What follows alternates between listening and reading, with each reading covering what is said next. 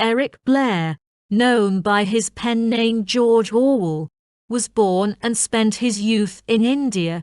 Through his autobiographical works, such as Down and Out in Paris and London, which details his experiences with poverty in London, Burmese days, based on his time in colonial Burma, Homage to Catalonia, 1938, recounting his experiences in the Spanish Civil War, and The Road to Wigan Pier, which highlights the plight of unemployed coal miners in England.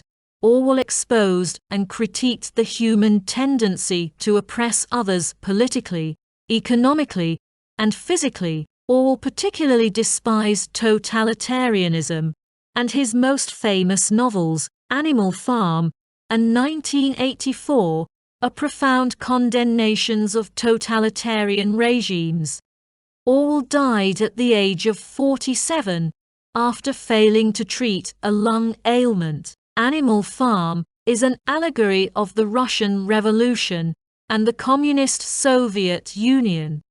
Many of the animal characters in Animal Farm have direct correlations to figures or institutions in the Soviet Union.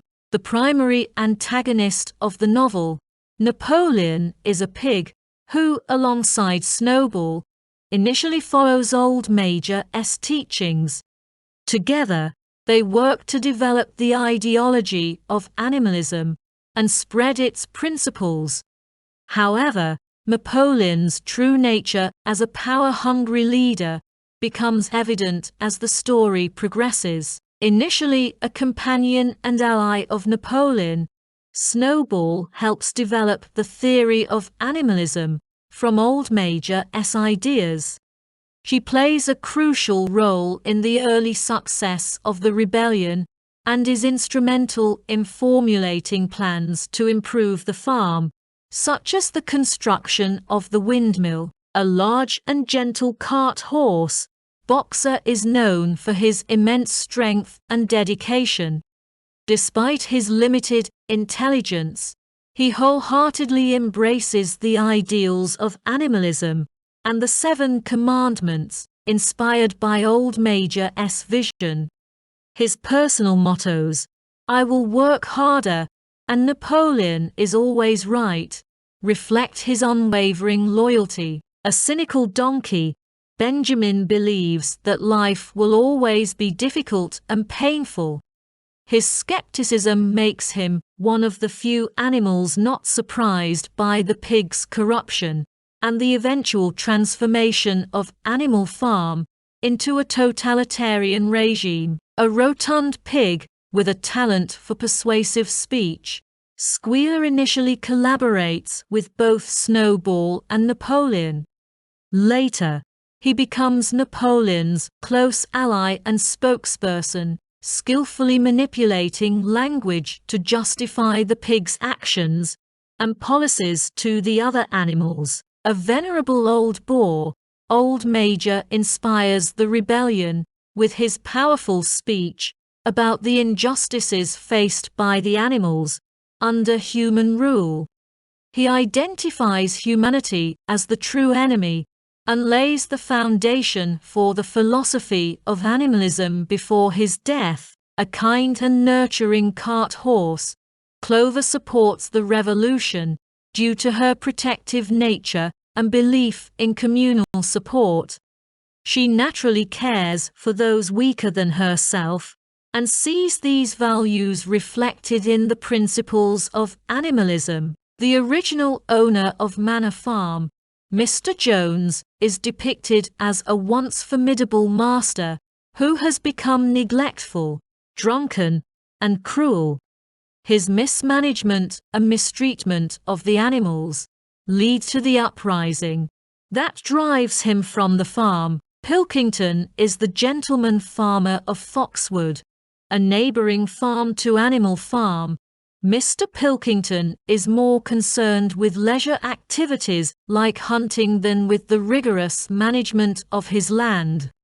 Although initially wary of the rebellion, he eventually engages in negotiations with Napoleon. One night, at Mr. Jones' manor farm, all the animals gather in a barn to listen to Old Major, a wise old pig, who shares a dream he had about a world where animals live free from human oppression.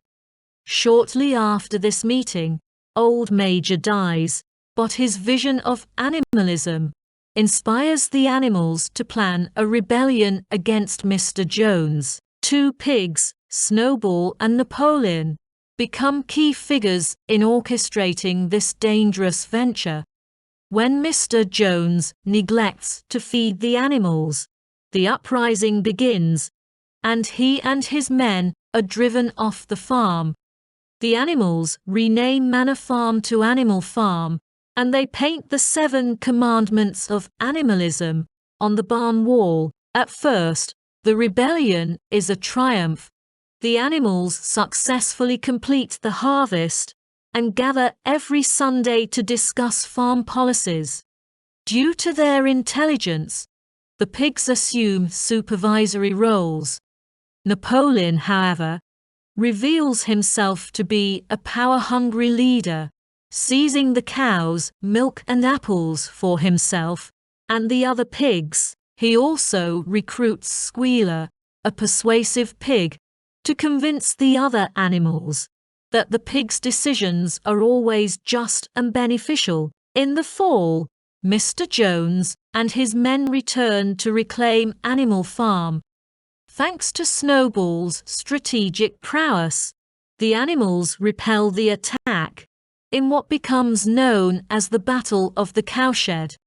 As winter sets in, Molly, a vain horse, who cares only for ribbons and sugar, is enticed away by another human. Snowball begins drafting plans for a windmill to generate electricity and provide the animals with more leisure time.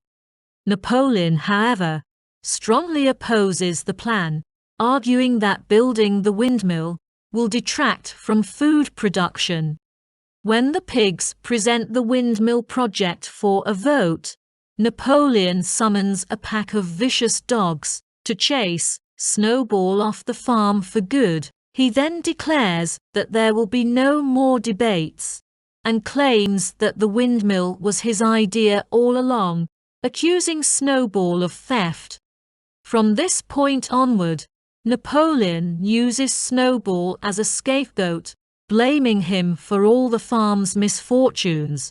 In Animal Farm, George Orwell underscores the subtlety and danger of totalitarianism from the outset.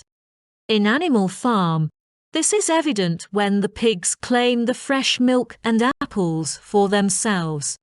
They justify their actions by asserting their intellectual superiority, arguing that they need the extra nutrition to fuel their brainpower. This claim lacks any scientific basis.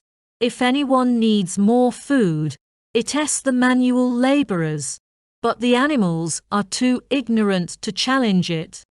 Through this, Orwell illustrates that totalitarianism doesn't need to be overt to exist. It can masquerade as serving the greater good, as it did in the Soviet Union. Before its totalitarian nature became clear, Orwell employs a cyclical structure in Animal Farm to highlight the predictability of totalitarianism. The novel starts with Mr. Jones as the autocratic ruler and ends with Napoleon assuming Jones's position, even wearing his clothes. Throughout the story, Napoleon transforms into a figure indistinguishable from Jones, just as Stalin became an autocrat, despite initially advocating for equality and freedom. This concept is cemented in the final scene, where Orwell writes, 12 voices were shouting in anger, and they were all alike. No question now, what had happened to the faces of the pigs? The creatures outside looked from pig to man, and from man to pig, and from pig to man again. But already it was impossible to say which was which. This circular narrative prevents readers from envisioning a brighter future for Animal Farm, suggesting that even a new rebellion would eventually lead to the same corrupt leadership. Baker suggests that technology ultimately liberated people from the dictatorships of Orwell's era.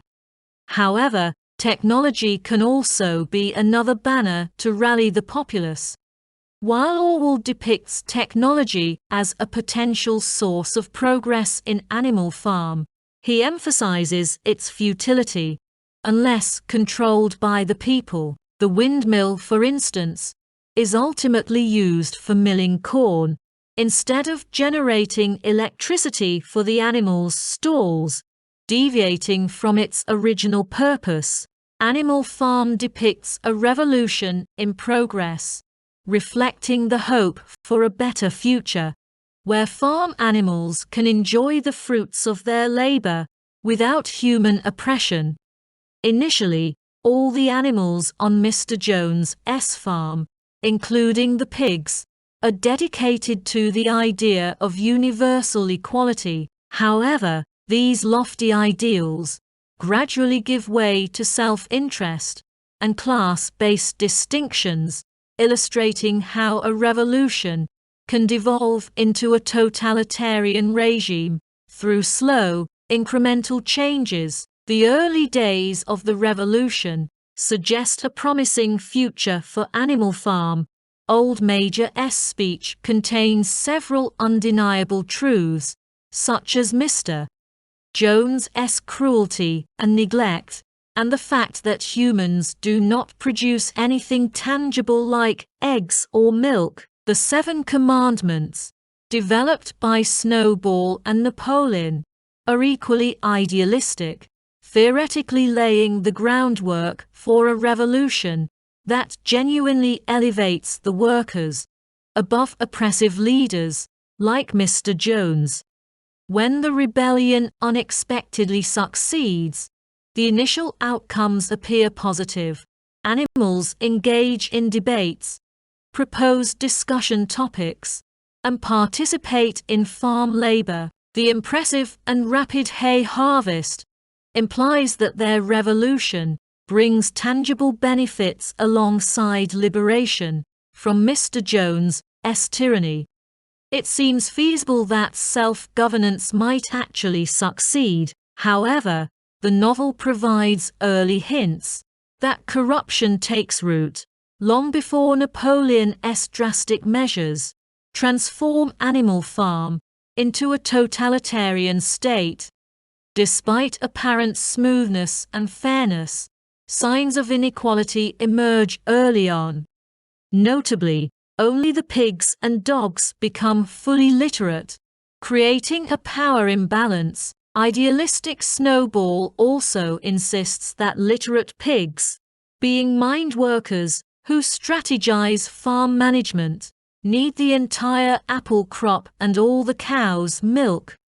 This power shift occurs during the first successful hay harvest, indicating underlying issues. Despite the farm's increased productivity, corruption extends beyond the theft of milk and apples.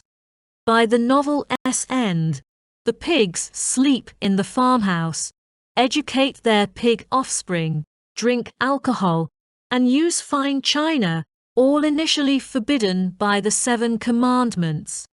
One of the most corrupt actions is the pigs' modification of the commandments to legitimize their desires, from drinking alcohol to sleeping in beds. This corruption goes largely unnoticed by most animals.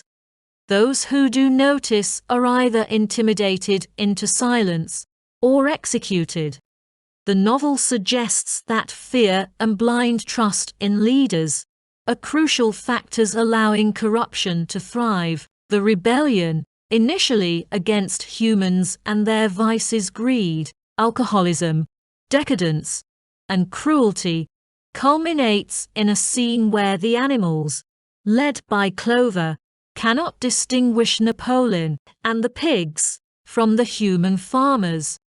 This ending proposes that revolution is cyclical, repeating throughout history due to corruption. Those in power, or those who overthrow oppressive leaders, will eventually resemble their predecessors once they experience the trappings of power. Orwell's grim view of revolution is clear.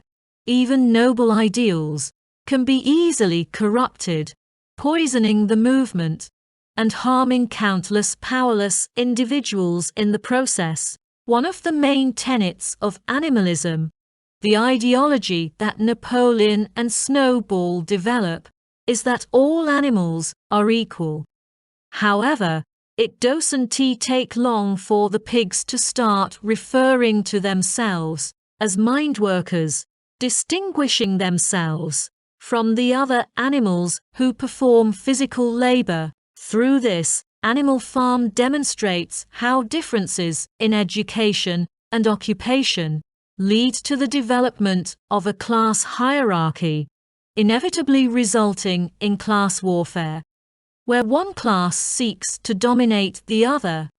While the novel suggests that the intellectual class often prevails in this struggle, it also emphasizes that the working class allows this to happen through ignorance, inaction, or fear. Even as early as Old Major's speech, class divisions are evident on Manor Farm.